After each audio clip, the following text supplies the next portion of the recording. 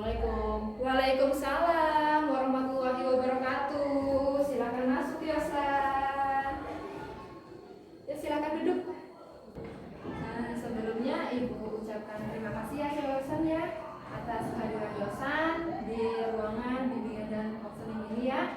Ibu mengucapkan terima kasih banyak atas partisipasinya si Yosan. Nah, ini Yosan, sebelum layanan konseling individu ini dilaksanakan, marilah kita membaca doa bersama-sama. Untuk apa, Bu? Tujuannya itu agar layanan konseling individu ini berjalan dengan lancar. Yosan mendapat manfaatnya, Ibu juga mendapatkan manfaatnya, ya. Nah, sebelum melaksanakan, marilah kita membaca doa. Membaca doa dimulai. A'udzubillahi minasyaitonirrajim.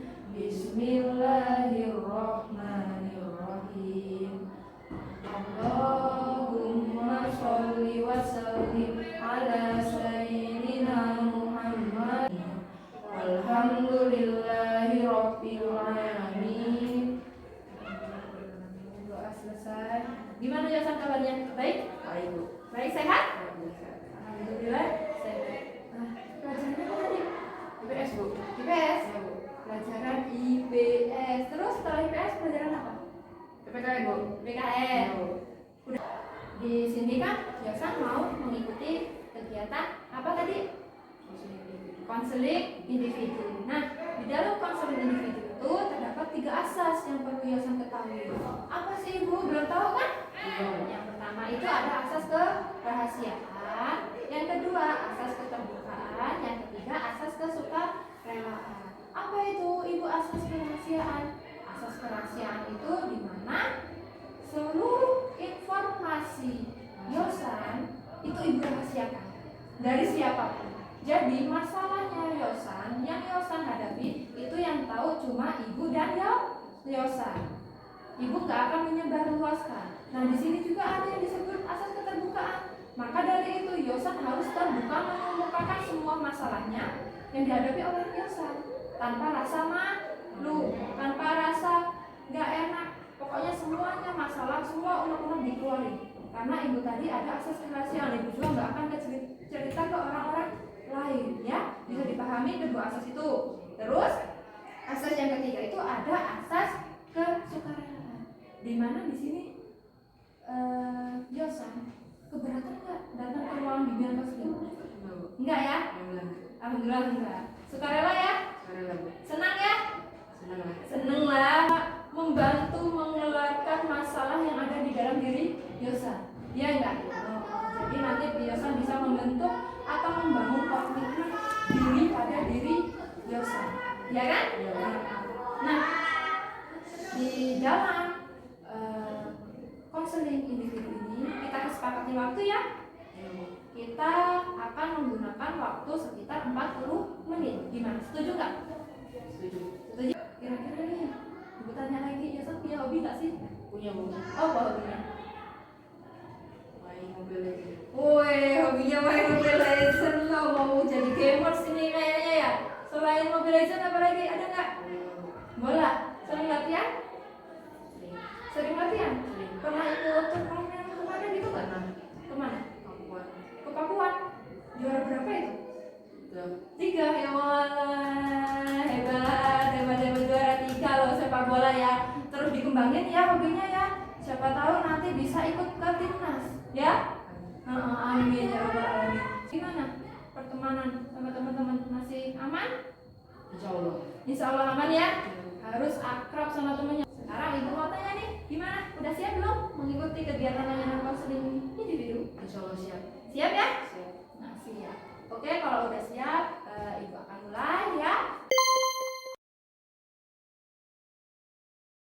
Ya, Bu. Sebelumnya, Ibu mau tanya nih sama Yosan.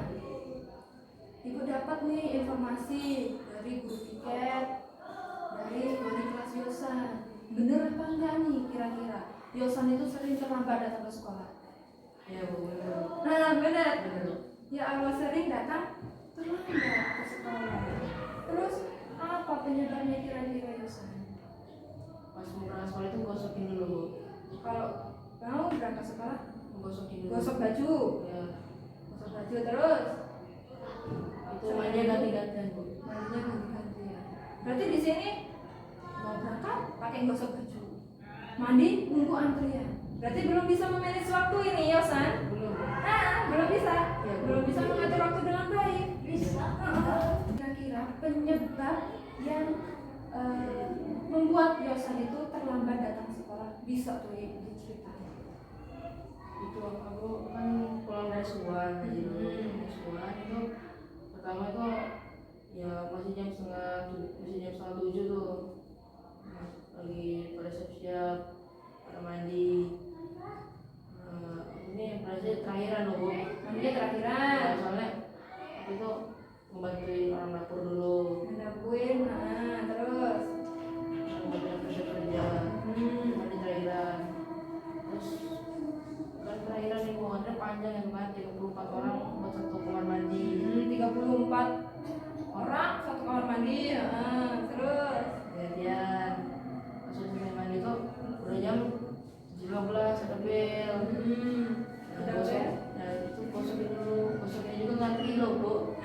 udah bel baru gosok pakaian, ngantri pula gitu ya. Terus Selesai itu jam 8-an selesai gosoknya itu, baru sekolah. Ya gitu Bu, makanya telat Bu. Yosan terlambat ke sekolah karena Yosan itu belum bisa mengatur waktu dengan baik, ya kan? Kalau coba Yosan udah bisa mengatur waktu dengan baik, ya pasti otomatis Yosan tidak akan terlambat datang ke sekolah.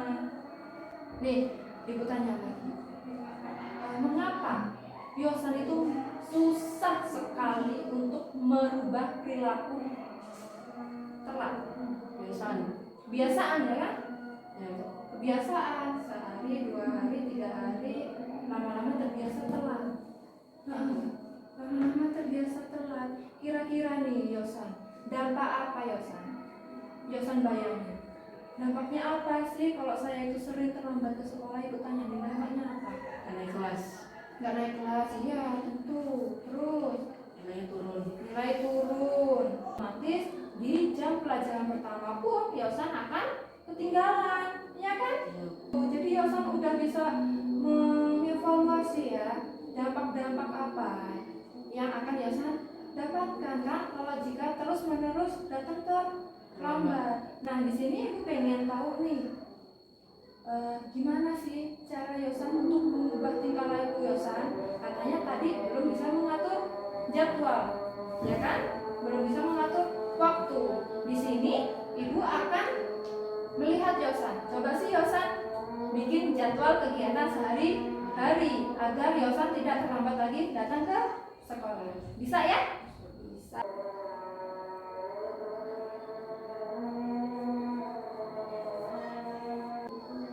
Nah, ini kegiatan sehari-hari yang akan Yosan lakukan ya.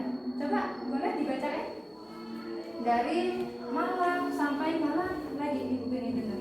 Jam 8 sampai jam 10 malam ini ya. Jadi kira-kira nih Yosan, kalau Yosan udah membuat jadwal kayak gini, akan terlambat lagi nggak datang ke sekolah? Insya Allah enggak Bu. Enggak kan? Karena terstruktur. Ibu mau tanya, setelah membuat jadwal seperti ini, target atau tujuan apa sih yang ingin Yosan capai? Bisa dapat ranking 1 Bu. Bisa dapat ranking 1, nggak terlambat lagi datang ke sekolahan ya?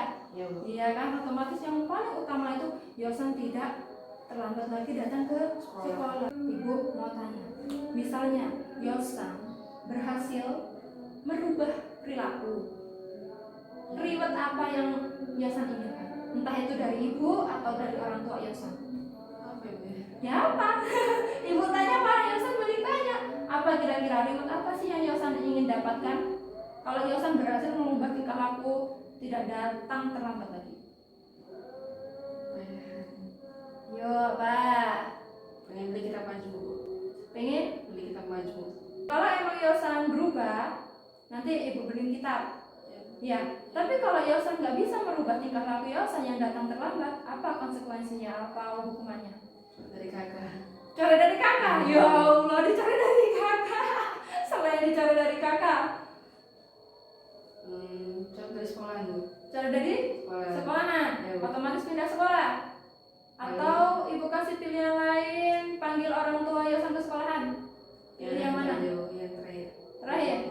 panggil dulu orang tuanya ke sekolah. Iya. Oke, deal? Iya. Deal ya. Nah, di sini untuk memperkuat konseling individual kita ini, ibu ada sebuah kontrak yang harus diisi oleh Yosan. Iya. Nah, kenapa ibu kok saya harus menggunakan kontrak? Tujuannya itu agar kontrak Yosan tertulis dan dapat dipertanggungjawabkan. Nah, jadi di sini yang perlu Yosan isi di kontrak berlaku ini ada beberapa hal-hal yang harus Yosan lakukan. Maksudnya, misalnya nih saya setuju melakukan hal-hal di bawah ini. Yang pertama, masuk sekolah tepat waktu. Yang kedua, belajar dengan rajin agar mendapatkan prestasi belajar. Dan sebagainya itu biasa isi ya. Terus usaha saya dikatakan berhasil jika apa?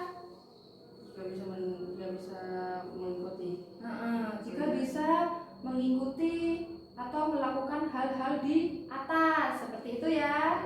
Terus apabila saya berhasil melakukannya, saya akan mendapatkan apa tadi? Kita majmuk. Iya, kita majmuk. Terus kalau gagal berarti panggil orang tua.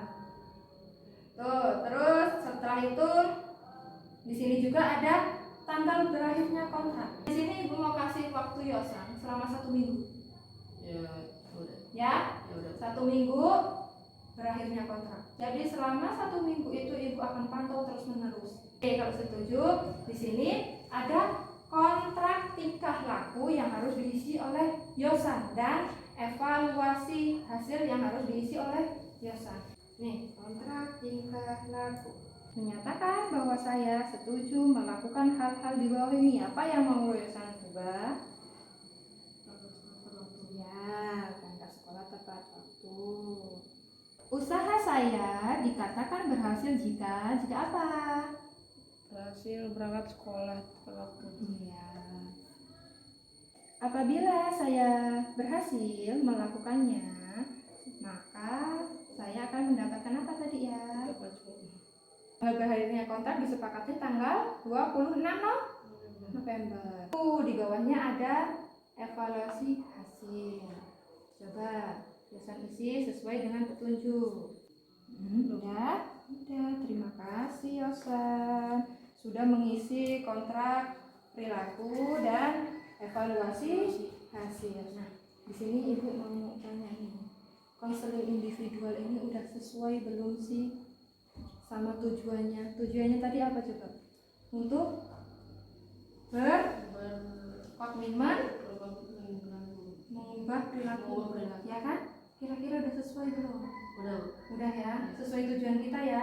Insya Allah Yosan bisa merubah perilaku Yosan ya. Oke. Nah,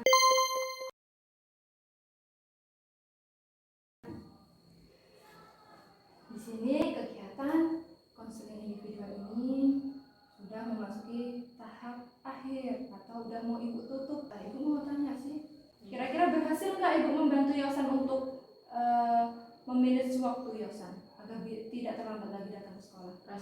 Berhasil ya. Terus manfaat apa sih yang Yosan capai selama mengikuti kegiatan bimbingan konseling ini? Merupakan cara agar supaya bisa mengatur kegiatan kita. Sip. Jadi agar Yosan itu dapat merubah perilaku Yosan itu menjadi tidak terlambat, Yosan bisa memilih waktu dengan baik, seperti itu ya. Jadi ibu harapkan Yosan kedepannya menjadi pribadi yang lebih baik lagi, ya, lebih semangat sekolahnya. Karena apa? Karena jalan Yosan itu masih panjang.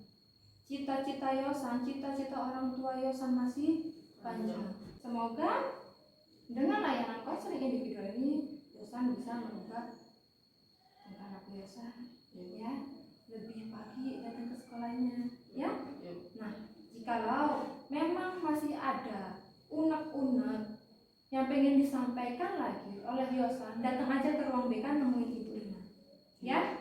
Entah itu masalah tentang apa ini? Terlambat sekolah, entah itu masalah lain, ibu siap menjadi teman curhat Yosan. Ya? Ya. Ucapkan terima kasih banyak atas kesediaan waktu Yosan untuk datang ke ruang BK. Ibu ucapkan terima kasih. Sebelum kita tutup kegiatan ini, marilah kita membaca doa bersama-sama. Bismillahirrahmanirrahim. Oke, terima kasih Yosa. Wassalamualaikum warahmatullahi wabarakatuh. Waalaikumsalam.